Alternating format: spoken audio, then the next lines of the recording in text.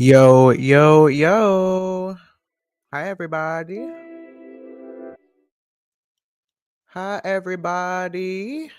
Happy Monday, if you can call it that. I mean, it's definitely Monday. Is it happy? Depends on who you ask, I guess. How is everyone? I see a couple people in the chat. Hi, Paula. Good to see you here. Hi, KJ. And thank you for the happy early birthday.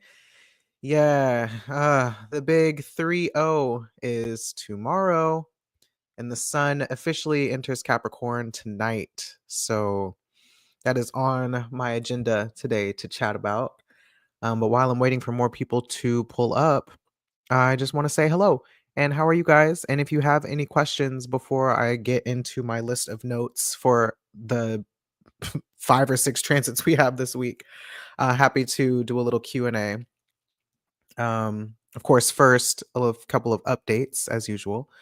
My Astrotherapy 101 workshop still scheduled for January 26th. That is a Sunday at 12 p.m. If any changes happen any changes happen that mean that I can't do that for whatever reason, I will let you know in advance.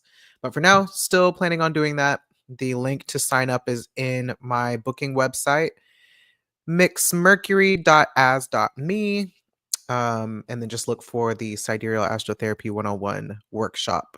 In that workshop, I plan to just go over a lot of basics, a lot of terminology, and a lot of different ways to think about astrology as you're approaching it that hopefully it's not going to make it any simpler. I'll be completely honest. Astrology is inherently complex. So it just be like that sometimes. But the more you can learn how to practice using it in your own life, the more ways that you have to think about it beyond just like personality traits and what does this sign mean and what does this house mean, hopefully gives you a little bit more confidence in how to, if nothing else, read your own birth chart, but to also figure out how the sky in real time is interacting with your personal birth chart. So if you are interested in that workshop, like I said, $10. For anyone who's not a Patreon. If you are a Patreon, just $5. So my Patreon really serves as a place to get occasional special offerings like horoscopes for Mercury retrogrades or year ahead, kind of listing out what the major transits are. And then you also have access to at least 70 other posts that I've created up to this point of just, I don't know, astrology and things over the last few years. I need to make some adjustments to that, but if you want to get in early and if nothing else, you want discounts to other things that I offer, yeah, join my Patreon, patreon.com/mixmercury. Besides that, do I have any other updates? Nothing else I can think of at this moment. Oh, if you want the 2025 Sidereal iCals, those are available in my shop right now. I believe they're about $3.50 each for both the aspects and transits and then the lunations. So you get moon transits directly to your phone and you get all of the aspects, all of the transits down to the date and ideally the time as well, assuming my software worked correctly this time. So if you want to buy those are available in my shop as well. Okay, so we got a few more people here. Say hello to Olivia. Hi. Good to see you again. It's been a while. And thank you for the happy early birthday. And hello, hearts. Good afternoon. Cool. All right. So lots to talk about today. First off, happy full moon. The full moon is in Gemini today, and it is at the very late degrees of Gemini. Meaning the sun is still in Sagittarius. It's about 29 degrees, I think this aspect perfects. And my last live, I mostly talked about this lunation, what it kind of represents. But since then, lots has happened. So just kind of going over, I guess, what transpired over the last week and what this full moon really signifies. Thank you for the happy birthday. I appreciate it. Yes, turning 30 tomorrow. He's an old man. So full moon in Gemini, Mercury is the ruler of this full moon. Mercury is in Sagittarius currently. And then the moon itself is also answering to Mars in Cancer, or rather, Mars in Cancer is answering to this moon. So I didn't talk about Mars in Cancer as much last week as it relates to this moon, but pretty much anytime the moon is doing anything, it's changing the flavor of this Mars in Cancer situation, since the moon rules the sign Cancer.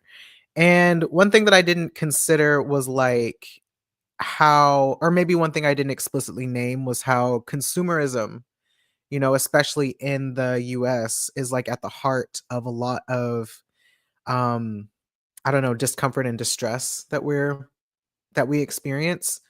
And what I mean by that is like we've been indoctrinated more or less into a culture of consumerism. So a lot of times, and this is kind of a larger theme of today's conversation, a lot of times like we put the things that we consume, capital, if you want to call it that, since this is capitalism, and products, we put those things, capital products, things, material items, whatever, over the lives of people. And our desire to like consume at all cost versus like getting our actual basic needs met tends to be a lot of this like internal contradiction, I guess, that we experience, and also economic contradictions that we experience. One of the interesting ways that this is kind of showing up and tying in the whole propaganda thing is like all of the fires in LA, which shout out to all of my LA listeners, followers, whatever you want to call it, clients. Really, really sorry to see the devastation in California and in LA. And that situation just immediately getting out of control. But even more so, like, really sorry to hear all of people's terrible takes about that about that situation, and everyone just like, people cope and grieve and panic in different ways. And so, it is what it is in that sense. But I don't know. Sometimes I just feel like, do we need to immediately go into the discourse of everything? Like, what are the ways that people can just move to action versus moving into like, oh my God, protect your stuff. There's looters. Like, oh my God, like we have to like start moralizing and proselytizing and inserting a lot of things into crisis when it's happening instead of springing into action, springing into relief efforts, and then analyzing the situation once, once we've helped people as much as we can, or at least gotten people to a safe place. So that's really frustrating. But all of that to say, like, um, so much I think of this full moon in Gemini is just like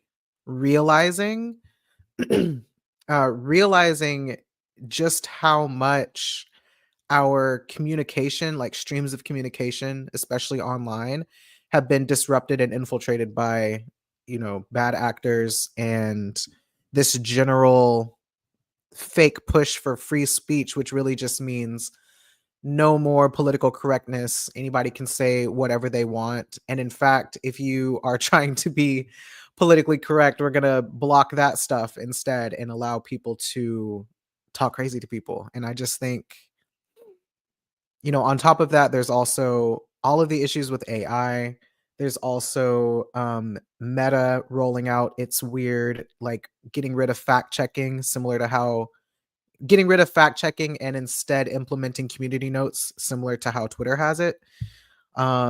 TikTok being banned more than likely is going to happen, and it being banned meaning like you can't just access it from a VPN. It's just straight up going dark in the US. Can't access it, and then the impacts that has on people's livelihoods, the impacts that has on our ability to like navigate propaganda, and just the conversations, like the impact that has on the conversations that we'll be having moving forward. Um, it's getting ugly.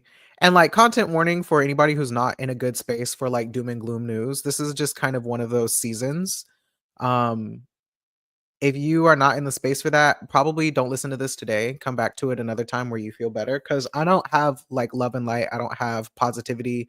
I don't have like any of that for you. In fact, a lot of my message today is like coming to terms with the fact that shit is scary and there's no bright side. Like there's no like good triumphs over evil type of outcome at the end of this, that I think subconsciously a lot of us kind of hold on to that. I'll speak for myself. I tend to feel like, at some point something will resolve the issue, and it's like, no, actually. Um So, yeah, just content warning for that. If you're not into it, peace out. I'm just gonna say what's real and what's happening. So there's that. But yeah, just the last note, I guess, on this full moon in Gemini is Mercury, Mercury being in Sagittarius and knowing that, come next Monday, I think, or Tuesday, whenever it is that Donald Trump, for the second time gets inaugurated into office, that is not good news for anybody. And in general, regardless of who would have been getting inaugurated next week, the US is in a position where, and imperialism in general, just like the whole collapse thing that we keep talking about, is happening right before our eyes. And the fallout from that directly impacts a lot of us. And it's not pretty. It's not a pretty process. It's not a comfortable process. Everybody will be touched by it in some kind of a way at some point, whether it's directly through political action or through climate change, climate disaster issues, through shortages, through illness, through whatever it is. Like, this is what collapse looks like. And I just feel like it would be irresponsible to ignore that and only talk about potentially positive things on the individual scale whenever anything, as we just saw with the fires in LA, anything can happen on any given day and directly affect you. So there's that. Um, yeah, whenever it comes to consuming information, especially online, I think uh I think not only now, but especially over the next 3 years, and I know that's a long time, but over the next 3 years, starting today, be skeptical. On the one hand, be skeptical of information that you're receiving. Like, don't believe everything that you hear the minute that you see it, even if it seems like something you normally agree with or believe in. Like, skepticism is really important. And at the same time, don't go so far into your skepticism that you stop believing everything and you just kind of collapse into yourself. Because that's also very easy to do whenever you're actively being gaslit or you're in a situation where you can't trust the media. Assume that you can't trust anything that you see, and at the same time, really root yourself in your own beliefs. Really root yourself in some kind of, like, political belief and praxis that you can, like, actionably live by and think by, and then just kind of be wary of everybody who's talking and being loud and saying things and, just information that you'll come by, because there's just a lot of distortion basically on the horizon, and this full moon is kind of evidence of that. Like, even people who you think maybe are on your side or share your beliefs or who are usually speaking about things that you usually align with, just like, the Gemini of it is taking the information for what it is. It's information, and whether it's true or not, you're learning something about the people who are speaking based on what they're saying. You can form your own beliefs, your own politics, whatever, based on that. But like, you having your own set of politics that you abide by that are actionable to you, I think is the Sagittarius thing. Because speaking as somebody with moon in the first house in Gemini, the issue with Gemini, I think before, has been kind of spoken about as like, we believe anything. And I actually don't think it's that we believe anything. I think it's like, you kind of don't have a core belief system a lot of times. You're just kind of open to information, which is not a bad thing to be open to information, because that allows you to change your mind with new information. But when you don't have like a fundamental, like I said, politic belief system, spirituality, whatever it is, like larger belief system that's grounding you or anchoring you to what you believe is true or what makes sense to you, then it's easy for you to kind of fall for anything or to kind of run away with anything. So critical thinking in general, especially once Saturn enters Pisces, is really, really important. Um, Open-mindedness and curiosity and skepticism and all of that still important. Just a lot of listening and observing, I think, is like a really good skill. Don't believe and run away with the first thing that you hear. Seeking out more information still useful as well. And also, like, being mindful of your consumption of information. Like, are you doom scrolling? Are you trying to be connected in too many different ways that you're taking on so much information you can't actually process and handle all of it? Because sometimes knowing everything whenever you can't actionably do something about it isn't necessarily good for your psyche either. And because there's so much information out there that is not necessarily healthy to consume, like, limiting your consumption is also, I think, something that makes sense. Don't go completely dark and tune out and run away from everything. But, you know what it's like to talk to people who aren't online at all and how they kind of are really relying on mainstream media. That makes you super susceptible to propaganda, or at the very least susceptible to the experience of like, well, that's not matching up what I'm seeing in my current reality. And it's like, unfortunately, this is kind of one of my interpretations or opinions of Saturn and Pisces is like sometimes it's true that what it looks like is not actually what it is. And that's like the Pisces motto and kind of why Pisces has to be skeptical of things. It's not always what it looks like. I remember this being a thing, and this is kind of a thing that a lot of people say about the ongoing pandemics is that, well, when I go around, like, I don't see a whole bunch of people who are sick. I don't see a whole bunch of people who are dropping dead. I don't see a bunch of people who are doing this and that. And it's like, that may be true for you in your isolated environment, but it's not true collectively. There are people who can say the exact opposite thing. And there's also the ways that we can misinterpret what we're witnessing with our eyes. So it's just kind of like, you can't even rely on your own experience sometimes to tell you exactly what's going on, because there is usually a bias coloring the way that you're interpreting your experiences. And I know that gets kind of heady, but it's just like, uh, it's frustrating. Like I hate to come on here and say that, because it's like, damn, now I can't even trust my own experience. And it's like less about it's less about that, and it's more about kind of having to assume that there's more going on than what meets the eye, I guess. So I don't know. Make sense of that how you need to in a way that makes sense for you. But it's just like, it's easy to think that something isn't happening because you're not seeing it directly in front of you. But that doesn't necessarily mean that it's not happening.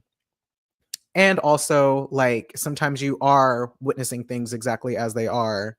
And because you don't want to believe what you're seeing, it's also easy to like um kind of be in denial about that as well. So I'll pause there and see what y'all are saying in the chat. Yeah, happy birthday to you also, Paula. I know yours is, I can't remember if yours is happen or yours is coming up, right? So yes, welcome and thank you. Welcome to the 30 plus club. I know I'm actually excited to be 30. I'm not excited for my actual birthday because Capricorn, but I'll have another birthday to celebrate my anniversary in April, so maybe my spirits will be better by then. Hey Sherry, thank you for the happy birthday. I appreciate that. Yeah. The sun does enter Capricorn tonight. It's getting scary, honestly. It is. I mean, I think more people should admit that it's scary right now, because it is. Like, it's scary and it's unpredictable, and it feels like we don't have very much control. And in a lot of ways, we don't have a lot of control over the larger big picture stuff.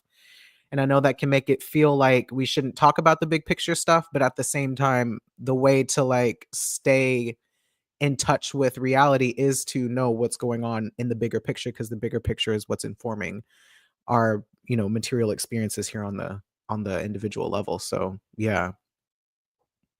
All of this happening with Saturn about to be in Pisces and Jupiter going into Gemini in a few months. Time is so on the nose. Yeah, I know.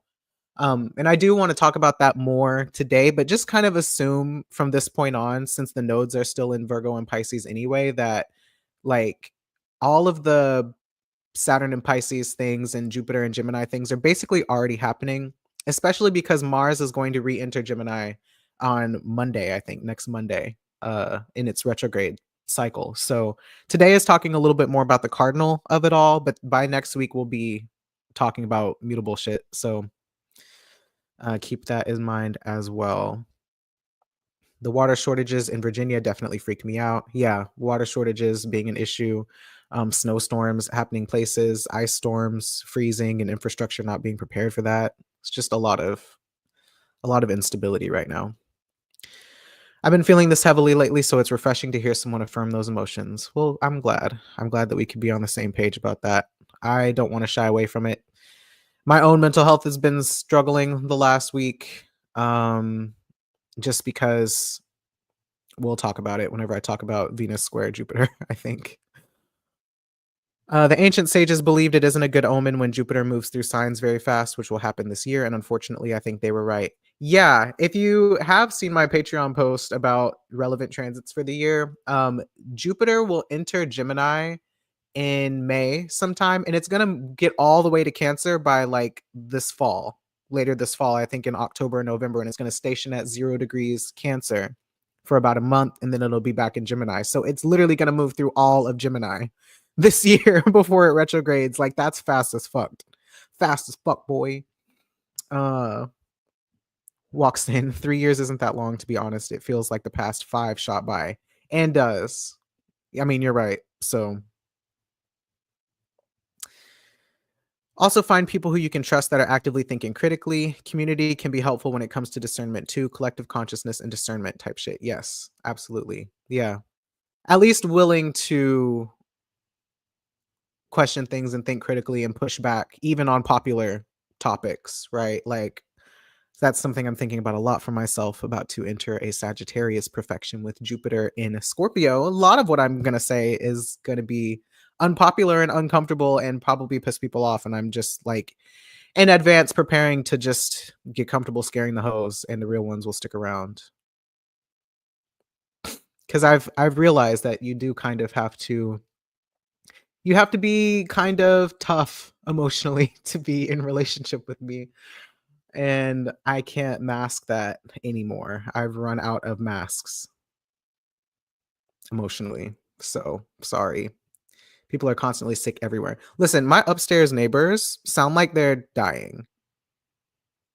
And I'm not even being funny. Every time they cough, I'm like, it's bad. Like it sounds like a deep, and I think there's multiple people that just like this terrible hacking, phlegmy cough that sounds like a lung is gonna hop out. You know, I know people like that, a lot of people like that. That's just around. If you have the ear for it, it's we're not crazy for wanting to protect ourselves. I know that much. Okay. Hey Samaje, thank you. Yeah, why would a Capricorn be excited for their birthday? Sometimes I am. Historically, pre-pandemic days, I was. I always had a party, whether it was on my birthday or later in the month, and very popular in the sense that I would invite people. But now I just having a relationship crisis. Hi Jada, RXD. Okay, moving on. So yeah, like we were just saying, the sun enters Capricorn tonight, and unfortunately, at least from the sidereal perspective, sometimes the sun moving into Capricorn tends to be a bummer for a lot of people because, surprise, you have to think about things like, the material reality and grief and loss and scarcity and not having enough, having to make do with very little.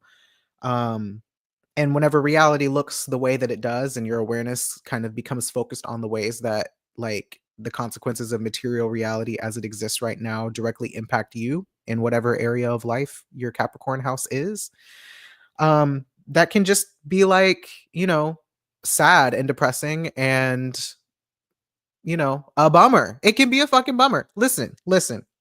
Saturn is a malefic.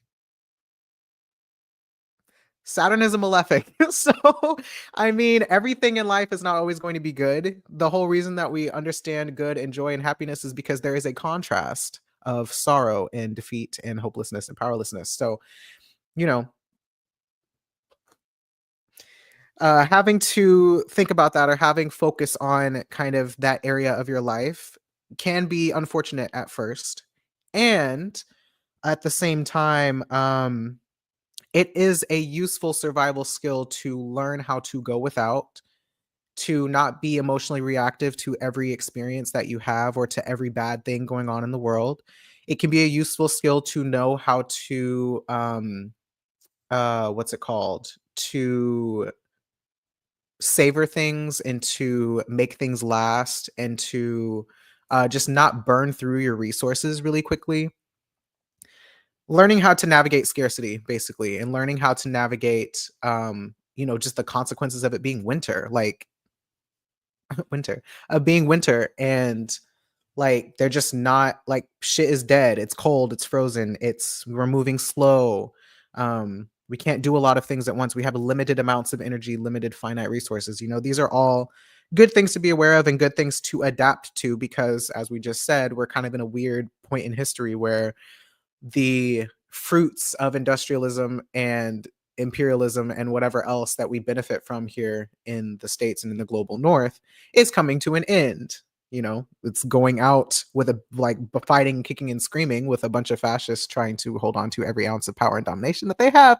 But for us as people on the ground dealing with this, um, it can be really helpful to also kind of contradicts what I said, but to find joy and pleasure and happiness in like simple things, like sunshine whenever it's been cloudy for several days, or going outside and sitting in nature because the air is actually clean enough for you to breathe.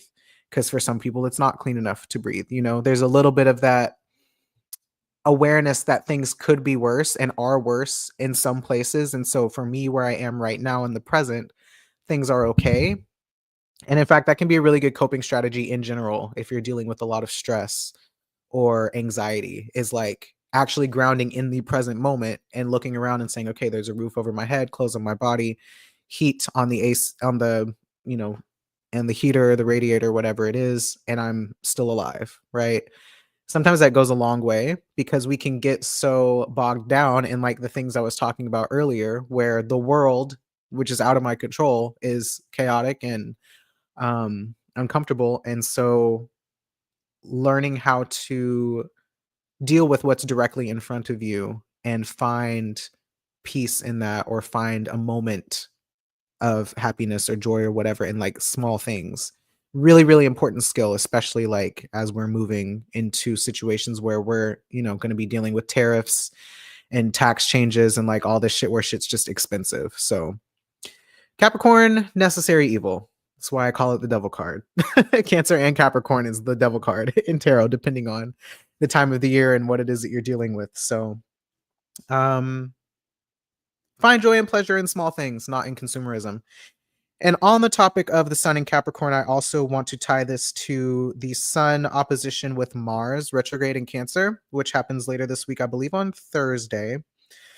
I think it's Thursday or Friday. Let me double check. I believe I have all the dates listed in the description already too. But yeah, sun opposite Mars is actually on Wednesday. So on this topic of like the whole Cancer Capricorn indulgence denial thing and dealing with like scarcity and lack, but also like having needs and having a body and not being able to go without in certain ways. Something about this opposition does feel like, because it happens right at the early degrees of Cancer and Capricorn. It's like 1 or 2 degrees, I think, just before Mars moves back into Gemini. It's like this last, damn, thought interruption of this opposition. If you're a person who keeps track of transits, or if you have an astrotherapy journal, I would make a note at this opposition that the Jupiter stationary retrograde that I was talking about at 0 degrees Cancer later this year probably tied to this moment. So I would make a note of that somewhere. But it was making me think about just like, again, this whole thing of the sun being where your awareness and your consciousness and focus is, and Mars inherently being a disruptive placement. And like,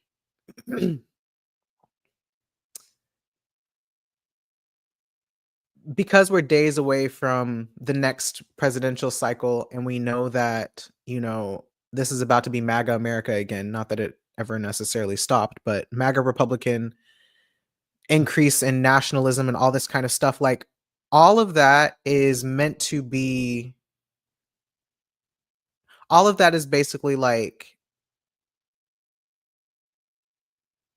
those with power, the most power and influence, like really grasping for control, basically themselves, like we're victims of it, but they're really grasping for some kind of control, or at the very least, they're trying to accumulate as much, I don't know, wealth, power, resources, whatever it is, domination, like whatever, like Trump trying to take over the Panama Canal and renaming the Gulf of Mexico and taking Greenland and all that other shit. And then also like MAGA just losing their ever living fucking minds, um, harassing anybody who's not a cishet white man, basically. Like all of that is them basically showing that they're losing control, losing power, losing just losing in general, that the empire is falling, all that shit. And so they're reaching for control in these ways that are really disruptive to us because they want to continue to meet their own needs and their own whims. And like it's a game to them, basically. They've reached a point of wealth and power that they're not even like rational human beings anymore. So we are kind of on the receiving end of that. And I think that opposition kind of speaks to that, um, because of the way that like we have to, as just like regular people, we have to reimagine the future, right? And like this is something I was thinking about recently that ties to Saturn and Aquarius and like some other Aquarius things, but like we've talked about reimagining the future and like self-determination and all of this stuff over the last 3 years with Saturn in Aquarius. And I think we've been fairly optimistic about it because we did get like a hint of this experience of like what it could be like if we didn't have to work 40-hour work weeks, or if we could work from home, or just like, more gig economy, more people became entrepreneurs, like people experienced a version of freedom that they hadn't really had access to in a really, really long time. And I think that kind of gave us a lot of optimism, along with a lot of the social justice movements that have happened over the last several years. But unfortunately, what it looks like is the future we're having to reimagine is pretty dystopian, right? And like, this isn't new, but it was just making me think about, as much as we've held on to this idea of reimagining the future as something that is actually like liberated and free and all this type of stuff, like all of that comes with a lot of sacrifices. Like, we don't get to the next version of reality without sacrifices one way or the other, whether it's in favor of fascism or if it's in favor of liberation. Like neither of those things come without sacrifice. And I think this moment, this Capricorn season or whatever, is kind of becoming aware of the sacrifices. And the sacrifice being a lot of our little pleasures and treats and like things that we indulge in and things that we um previously enjoyed, like massive entertainment events and sports and things like that. Like we can't have an entertainment industry without entertainers. And a lot of people are unhealthy. A lot of people are dealing with, a lot of people are dying suddenly or early or becoming increasingly disabled. Like, it's not to say that, the arts and entertainment and things like that won't exist, but they're going to change because, people are always going to want to create. And I'm not saying that that's going to go away, but the massive way that we've been doing it, and the mass production of just like bullshit basically has to come to an end at some point because it's unsustainable. And at the very least, even if it doesn't go away, we won't be able to afford it much longer unless, something else big and revolutionary happens. But even that doesn't come without a cost. So all of that to say, this opposition, I told y'all this was not going to be a cute conversation, but all that to say, this opposition is kind of speaking to that, like, you can't get something for nothing. Um, you have to be willing to give something up. It's like that whole saying of, if you're trying to imagine a new life, like it's going to cost you your old one. We reached that point a long time ago, but I think because so many of us are in different stages of grief or in different stages of acceptance, that the world has officially changed, and that one of the kind of logical consequences of that is the ruling class realizing, oh no, people are a little too free. We need to like whip everybody back into line. That's basically what's happening now with fascism, and people on the ground kind of co-signing that because their identity, back to the Aquarius thing, is rooted in like this white Christian nationalism thing. And when those are the people who have always had the power in terms of the US, then those are kind of going to be the people who are trying to, again, go back to that, because that feels like power and control to them. And not only go back to that, but also now they've reached a point where they have to spread it even more, because the US, a little bit of history stuff I was just listening to, the US, ever since the industrialization era, has progressively exported more and more of the production to other places because they can get around having to pay people by by exporting labor to places where the US dollar goes a lot further.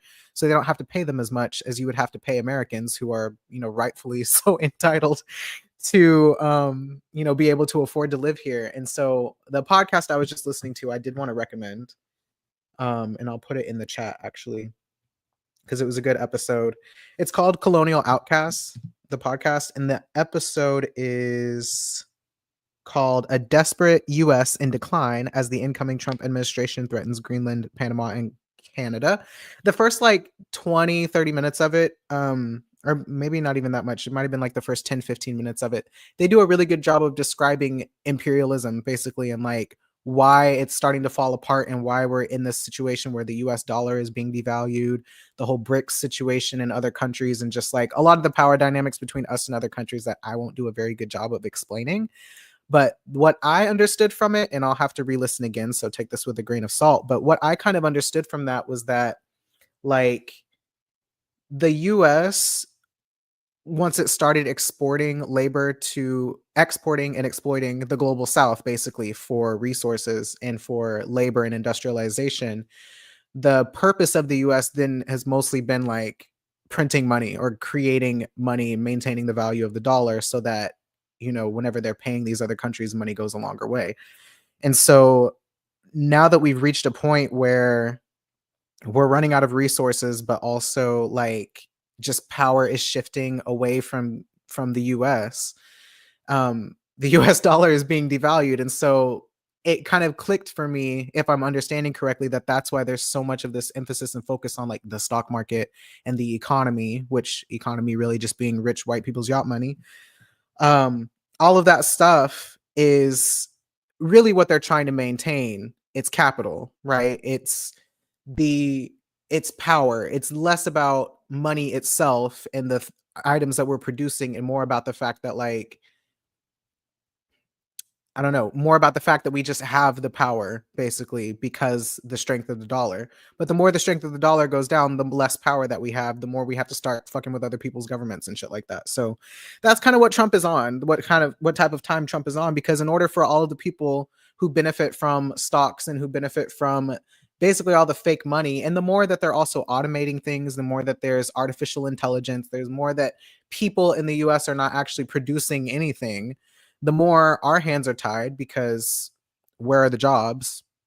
The more they can also create this narrative of like migrants are taking all of our jobs because, migrants are taking the jobs that, because migrants are basically being exploited in the US and not having to be paid as much for their labor. So it leaves all of the working class people in the US, like you and me, kind of fucked because either we're doing low wage, quote, low skilled labor, which is not actually low skilled, or it puts us in situations where we're doing office jobs, where we're maintaining the technology that allows us to exploit other countries. So all of that to say, listen to this episode on Colonial Outcasts. I know Colonial Outcasts. I know it's on Spotify, but it explains a little bit more about where we're headed and why Trump is behaving the way that he's behaving.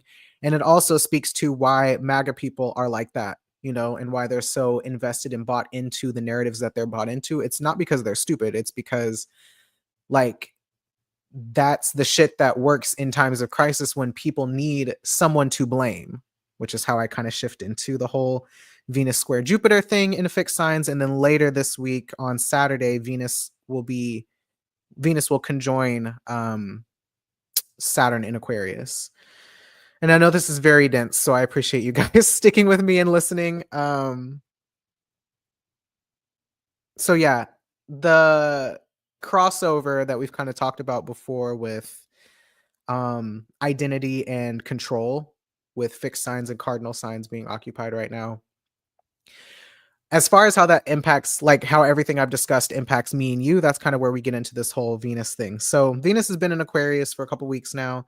Venus will square Jupiter on Tuesday, I think. And that to me now looks like a lot of this erasure that we're experiencing by the state and therefore by local governments, and how we're just swinging to the right really bad right now, which means like general social attitudes towards marginalized identities. Based on the way people voted, you know, at least half of the people in the US, like every other person in the US, depending on where you live, is probably side eyeing you as a marginalized identity. And so it makes it kind of complicated to be in relationships because socially the attitudes are shifting towards being all of the isms and all of the ists and all of the phobics and all of the antis because they're sick of DEI. They think they've been screwed over by um any attempt to put everyone on the same level.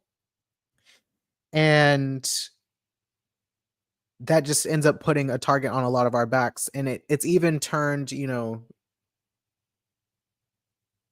it's it's not even, I was going to say it's been kind of subtle so far. It hasn't even really been subtle. Like some of this is algorithms pushing this shit on us, you know, because there's an agenda and a lot of the social media platforms have been bought out by billionaires at this point, but it's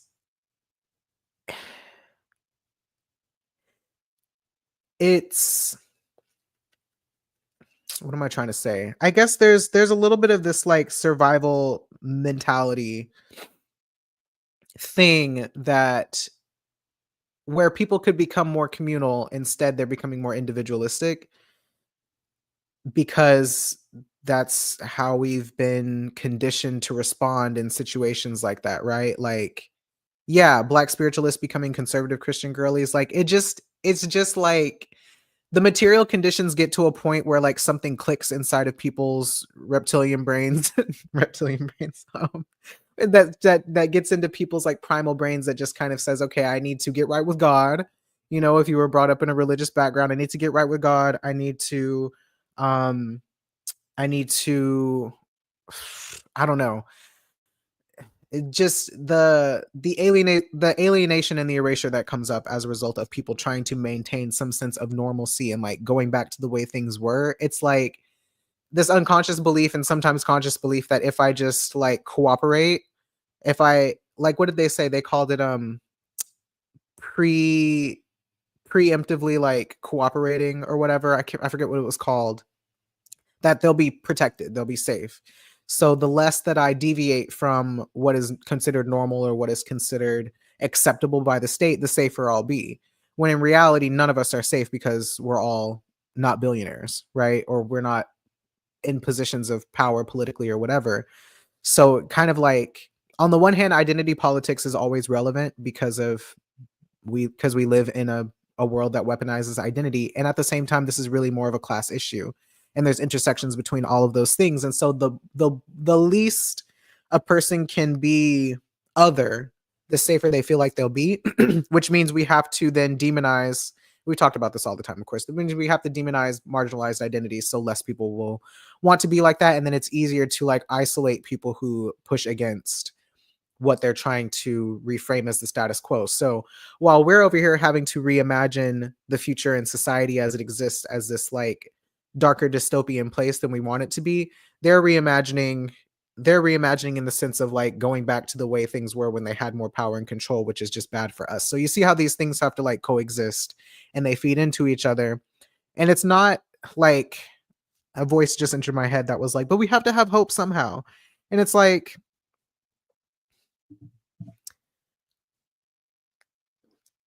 I don't know. I don't know. This is just me talking, me riffing. I'm curious how y'all feel about this as well. Cause it's not like I'm saying don't have hope or that I'm only focusing on the negative.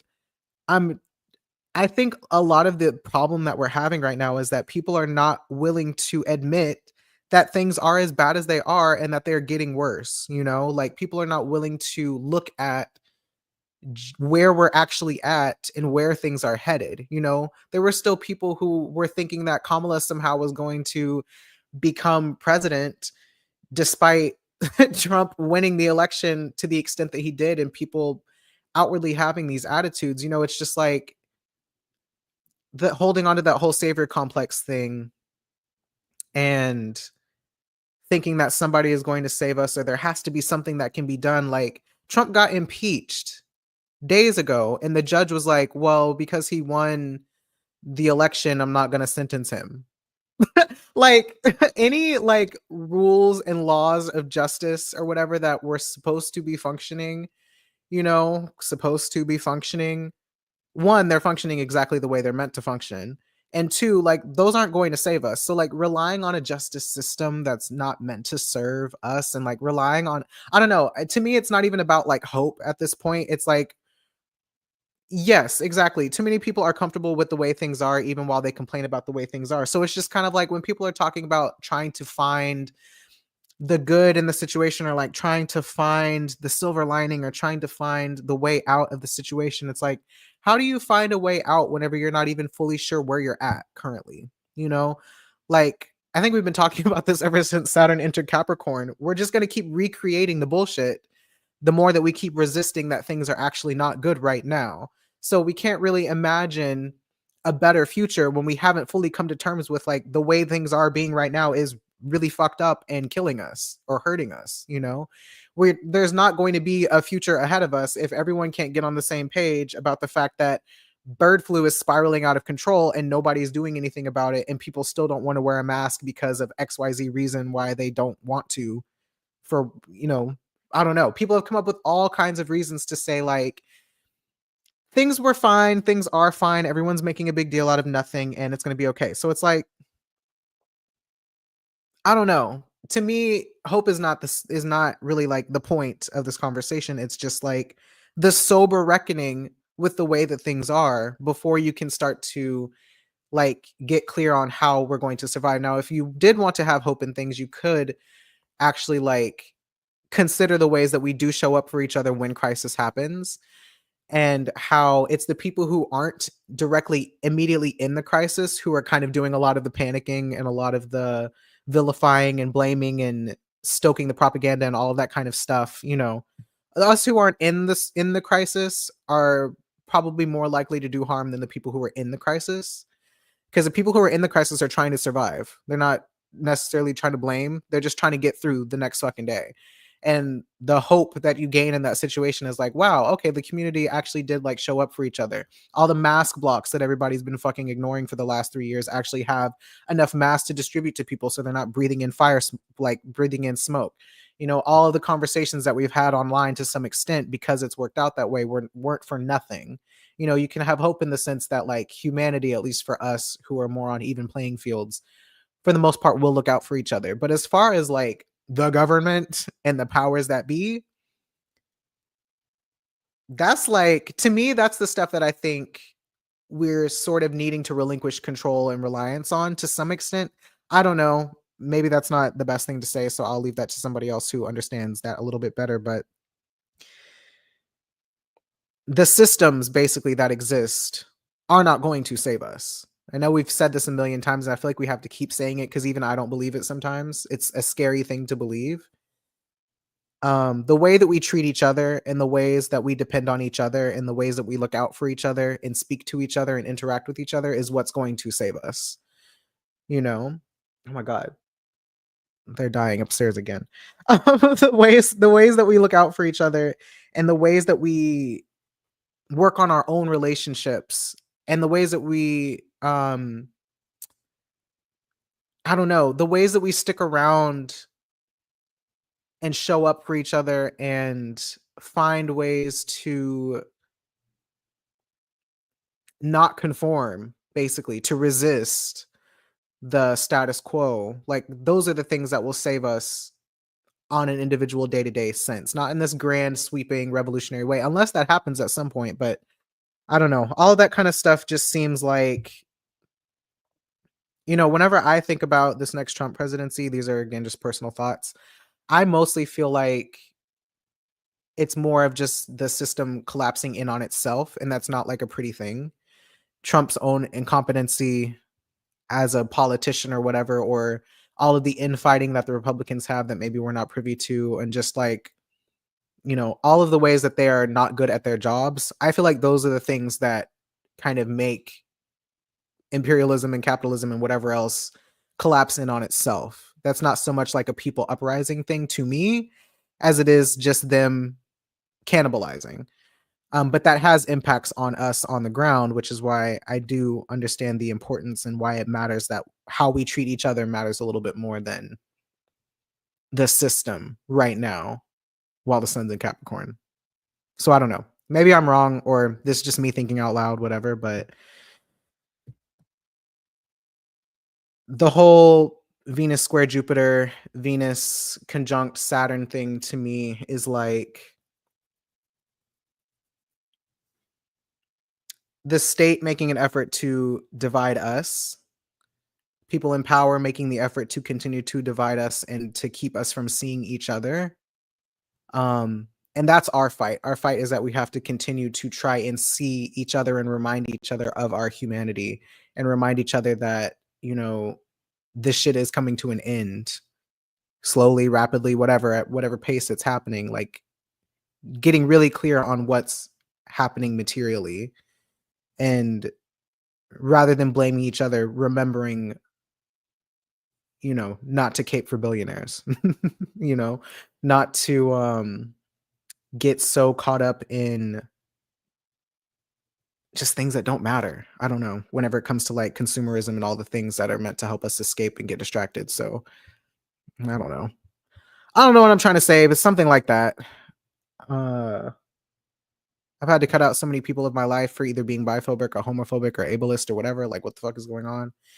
Yeah, and it's like I think people. This is weird to say, but I think people are like tired of it, and I think it's just a consequence of the propaganda and the indoctrination. Like people have a lot of resentment, I think, for the last several years and are looking for someone to blame, and so it ends up falling on the people who we've tried to ironically include in capitalism. It's not even that we've really done much more than try to like give more people,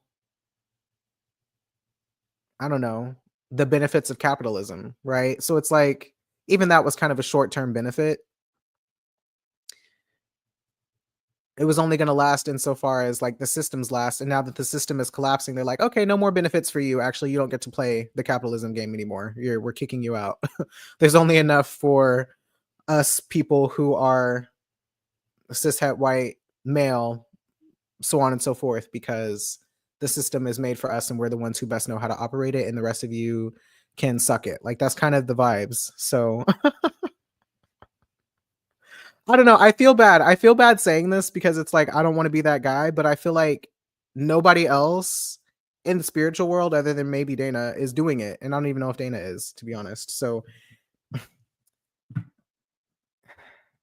it sucks. It sucks whenever there's not like good news. People are always like, well, is that a good thing or a bad thing, that transit? And it's like the sky isn't necessarily like calling the shots. It's just reflecting back. It's giving us like a medium to project on, basically like the experiences that we're having. So if, everybody is so focused on this full moon is a great time to manifest your career ambitions and blah blah blah, and it's all still rooted in a system that's failing, and then you go and you try to manifest your career ambitions, like what was the cost of you doing that? What was the impact on other people and on relationships when you were doing that, whenever you were getting the promotion, whenever you were making your way, whenever you were manifesting and doing all this shit that's just like, and nothing against us just trying to survive, trying to get a raise, trying to, whatever you have to do to like survive the moment. Nothing against us as regular people, but I'm saying like it's a holding that contradiction, of like I can go to work today and have a great day. And that's just kind of purely by the grace that when we were having, you know, freezing weather the last few days, that the grid didn't collapse, or, the fact that you just happen to be living in Texas or, wherever else that isn't LA, and you're not directly having to deal with fires. So you can go to work and have a good day and kind of that stuff doesn't directly apply to you. Like, yeah, there's that. Maybe there's that, but I don't know. That reminds me, one of the things I wanted to talk about in this topic of like Venus square Jupiter and how there's so much suffering going on around us that maybe is not directly going on happening to us, was this idea of moral injury. Somebody on Blue Sky posted this and she said, let me find the post. As people figure out, this is at author Winifred on Blue Sky, Winifred Burton. She said, as people figure out normal is long gone, everyone will grapple with what they're able to do, what they're willing to do, and the extent of their caring. I know some of y'all skipped compassion fatigue and went straight to that doesn't affect me, but for others, familiarize yourself with moral injury. This concept was introduced to me as a part of my education experiences in perinatal health, but most anyone with a TV or social media account is going through this right now. So I'll read this first passage real quick about moral injury, and then tell me if this relates to you. Moral injury is the damage done to one's conscience or moral compass when that person perpetrates, witnesses, or fails to prevent acts that transgress one's own moral beliefs, values, or ethical codes of conduct. So, hey Kratos, within the context of military service, particularly regarding the experience of war, moral injury refers to the lasting emotional, psychological, social, behavioral, and spiritual impacts of actions that violate a service member's core moral values and behavioral expectations of self or others. So it's a long sentence, but it's basically like moral injury almost always pivots with the dimension of time. Moral codes evolve alongside identities, and transitions inform perspectives that form new conclusions about old events. So what this is basically saying is that, like, when you are involved adjacent witnessing bad shit happening, it impacts you psychologically, and it makes you kind of shift your beliefs and your values or your politics and your expectations of other people. And so, like, that lasting impact that witnessing atrocities has on you also has a way of shaping your perception of the world and your beliefs, basically. And also makes you reflect on tragedies and on experiences to form new conclusions about them or to change your perspective about them. So then it says, while the concept is not new, throughout history, philosophers, poets, and warriors themselves have long wrestled with the ethical dilemmas inherent in war. The term moral injury is more recent and is thought to have originated in the writings of the Vietnam War veteran, peace and activist Camilo Bica? Oh, can y'all hear me? I think my thing just went out. They said you're talking too much truth. Stop it.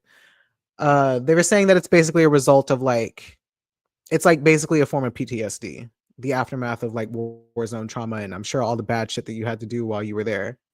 Moral injury is increasingly a focus of discussion and study across disciplines and settings.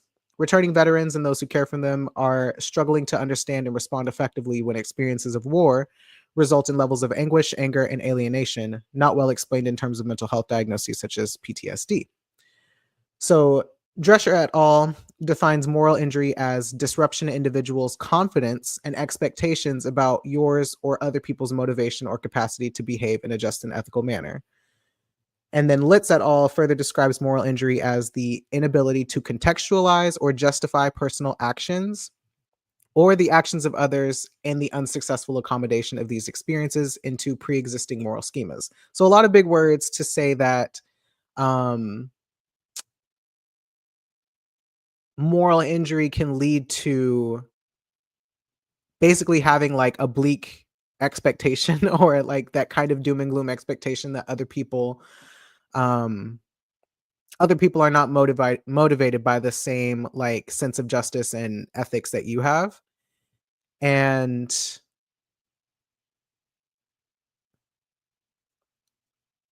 at the same time can make you question your own morals and your own beliefs. And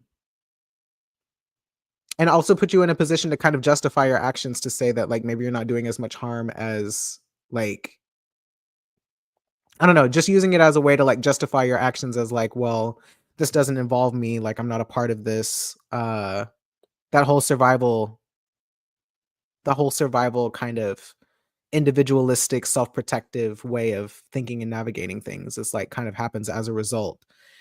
So they were saying that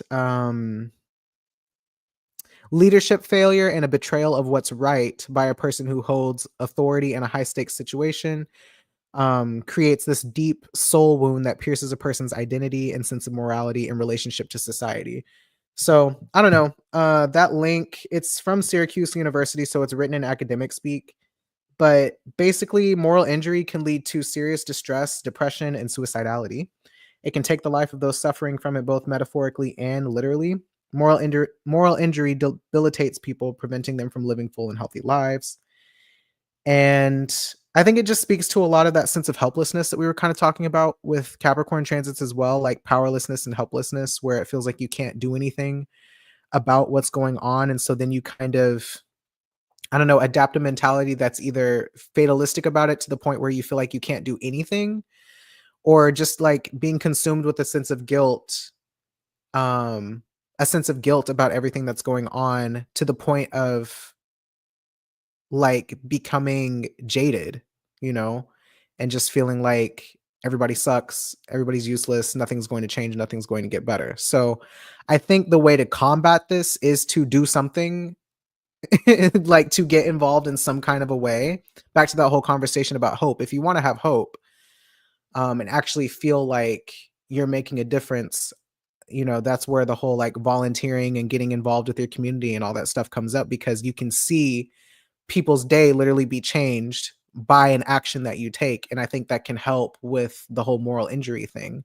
It's seeing yourself and seeing other people do something that benefits other people. And even if you're not like getting involved with an organization, I think just like random acts of kindness and random, like, you know, just moments that aren't premeditated, even, you know, if you buy somebody's coffee in front of you in line and shit like that, just like these small ways of doing something nice for somebody else, or giving to somebody else, holding a door open for somebody else, or I don't know, just like little things that kind of restore your faith in humanity. Those are probably the best ways to like get out of the doom spiraling, and to kind of rehabilitate some of the wounds from moral injury, because I think otherwise it's just going to look like everybody is out for themselves, and it's very like dog eat dog vibes. And that just perpetuates basically everything that MAGA is trying to do, everything that Trump is trying to do, everything that Western imperialism is trying to do. We have to like fight that urge to become the things that we are fighting against. And it's very subtle, and there are going to be ways that sometimes we do fall into it, because in order to survive, you have to kind of take on the characteristics of the society. But I think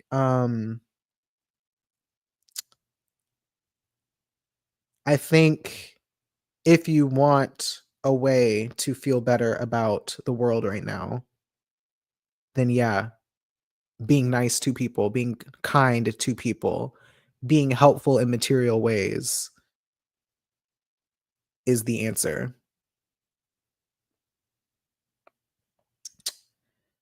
Because otherwise, yeah, we'll get to a point where we stop seeing the humanity in each other, and I don't want that to happen. And I also don't want to be somebody who's promoting that or excusing that. So, moral of the story is, yeah, get a real sober look at our circumstances. Do what you need to do to prepare for things to get worse, and find moments in each day, each hour, each week, whatever you have the capacity for, to help improve somebody else's life. And then hopefully, karmically, it comes back around. Because otherwise, well, I think the karma of it coming back around is just that you feel better. I think it's okay to feel better because you helped somebody else. If there was anything you were going to do to make you feel better, helping somebody else is a great way to do that. Even if it's not totally altruistic, somebody's benefiting from that action at least, versus, you know, whatever other kind of ego trip or escapist route you could be taking. So whatever that looks like for you, um, I don't know. We can reconvene. Again, I'm sorry for the vibes, but it seems like a lot of you stayed, so I guess this resonated for some of you. Um, that's kind of all I got. This concept is definitely something I had to work through in 2020 with peak protest and COVID beginning and compounded my depressive episode. I agree with the solution points. Yeah, that's the only thing. That's the only thing that gets me through whenever I'm having really bad suicidal ideation is like when I get to do a reading during a time where I'm feeling a lot of depression, I feel so much better afterwards. It's like so much better. So, giving money, giving food, giving clothes, um, giving treats, a bag of candy to homeless people, whatever you got to do to actually like help, just help somebody. Um, bring a friend with you to help somebody or just smile at somebody. Tell somebody hello, give someone a hug. Just like small, back to that whole thing I said about Capricorn transits and like finding joy and pleasure in like the smallest little actions and experiences that you can. Those are the things, being kind to other people. So anyway, okay, I have to go. I have to be at work at 1:30. So thank you all so much for listening. If you haven't liked the video, please like the video and subscribe. Maybe I'll have nicer things to say later. My birthday is tomorrow. If you want to, I don't know, send me something, you're more than welcome to. Tips are always appreciated. Your boy always needs money. Warm wishes also are nice. I just like to be acknowledged on my birthday. It feels nice. So that would be a great as well. I'm turning 30 and I have to work. So I'll be on the internet. But other than that, I hope y'all have a wonderful week. I hope y'all can find some joy in these small moments. And I hope that you wear a mask and protect yourself from illness. That's one of the most radical things you can do right now. Okay, bye.